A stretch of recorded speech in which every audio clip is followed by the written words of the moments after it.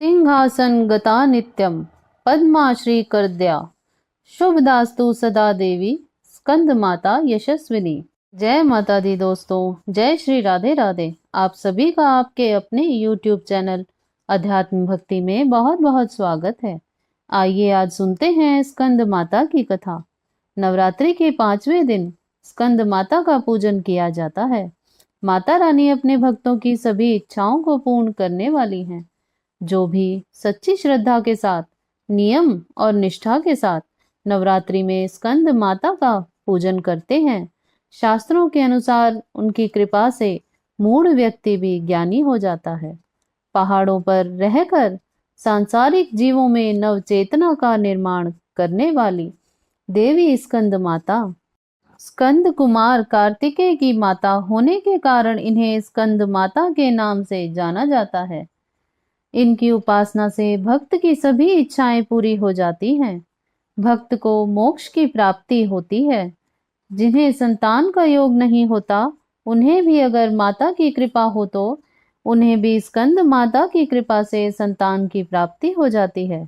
माता रानी अपने भक्तों की सभी इच्छाओं को पूर्ण करने वाली हैं। सूर्य मंडल की अधिष्ठात्री देवी होने के कारण इनका उपासक अलौकिक तेज और कांतिमय हो जाता है।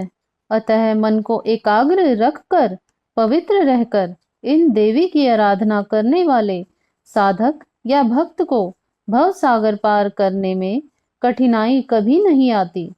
इनकी पूजा में मोक्ष मार्ग अपने आप ही सुलभ हो जाता है। स्कंद माता विद्वानों और सेवकों की जन्म देने वाली शक्ति यानी चेतना का निर्माण करने वाली हैं। सबसे पहले किसी प्रकार के पूजन में भगवान गणेश का पूजन किया जाता है। तो किसी भी प्रकार के पूजन में सबसे पहले भगवान गणेश का अवश्य ही स्मरण करना चाहिए, उनका पूजन करना चाहिए। भगवान गणेश प्रथम पूजनीय हैं। किसी भी प्रकार के शुभ और मांगलिक कार्यों में सबसे पहले भगवान गणेश का पूजन करना चाहिए। उसके बाद कलश देवता का पूजन करना चाहिए। कलश को प्रणाम करना चाहिए। कलश को पर ब्रह्म का स्वरूप भी माना जाता है, इसलिए कलश को अवश्य ही प्रणाम करना चाहिए।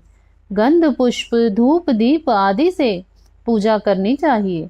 नैवेद्य भोग अर्पित करना चाहिए। फिर द्रव्य दक्षिणा चढ़ाकर पुष्पांजलि करनी चाहिए। उसके बाद फिर दिन में पूजन होने पर सूर्य आदि पंच देवता का और रात्रि में पूजन होने पर गणपति आदि पंच देवता का पूजन करना चाहिए। माता महाकाली, महालक्ष्मी, महासरस्वती का पूजन करना चाहिए। 9 दुर्गा देवियों का पूजन करना चाहिए। हर दिन माता के अलग अलग स्वरूपों का पूजन किया जाता है। तो जिस दिन भी जो पड़े उनका पूरे विधि विधान के साथ उस दिन पूजन करना चाहिए। जैसे प्रथम शैलपुत्री च, द्वितीयं ब्रह्मचारिणी, तृतीयं चंद्रघंटेति कुष्मांडेति चतुर्थकम, पंचमं स्कंद मातेति, षष्ठम कात्यायनेति च, सप्तम कालरात्रीति महागौरी तचाष्टमम, नवमं सिद्धिदात्री च, नवदुर्गा प्रकृतिदा। माता रानी के इन 9 स्वरूपों का नवरात्रि के दौरान पूरे विधि विधान के साथ पूजन करना चाहिए। इससे माता रानी बड़ी जल्दी प्रसन्न होती हैं और अपने भक्तों को मनवांछित फल प्रदान करती हैं। माता को प्रसन्न करने के लिए इस दिन इनका जल से अभिषेक करना चाहिए।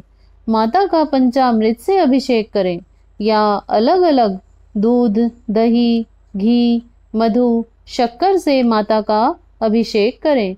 फिर इनके ऊपर शुद्ध गंगा जल अर्पित करें। माता को वस्त्र अर्पित करें। उसके बाद फिर माता को समस्त श्रृंगार की वस्तुएं अर्पित करनी चाहिए। सौभाग्य पेटी आदि माता रानी को चढ़ानी चाहिए। चंदन, पुष्प, पुष्पों की माला माता को अर्पित करनी चाहिए। फिर धूप और दीप दिखाकर उसके बाद फिर अनेक प्रकार का नैवेद्य अपनी श्रद्धा और सामर्थ्य के अनुसार दूध से बनी हुई मिठाई का माता रानी को भोग लगाना चाहिए। जितने भी प्रकार के ऋतु फल उपलब्ध हो सके उन सभी का माता रानी को भोग लगाना चाहिए। विशेष करके स्कंद माता को केले का भोग अवश्य ही लगाना चाहिए। अपनी श्रद्धा एवं सामर्थ्य के अनुसार जितने भी प्रकार के नैवेद्य हों आप माता रानी को अर्पित करें। उसके बाद फिर माता रानी को जल से आचमनी करवाएं और फिर उनको द्रव्य दक्षिणा चढ़ाएं। फिर पुंगी फल तांबुल अर्पित करें, साथ में लौंग इलायची अवश्य ही चढ़ाना चाहिए। पुंगी फल जिसे कि सुपारी को पुंगी फल कहा जाता है और तांबुल यानी के पान पत्र माता को साथ में लौंग और इलायची डाल करके अर्पित करने चाहिए। इसके बाद फिर दुर्गा सप्तशती का पाठ करना चाहिए, दुर्गा चालीसा का पाठ करना चाहिए या श्रवण करना चाहिए।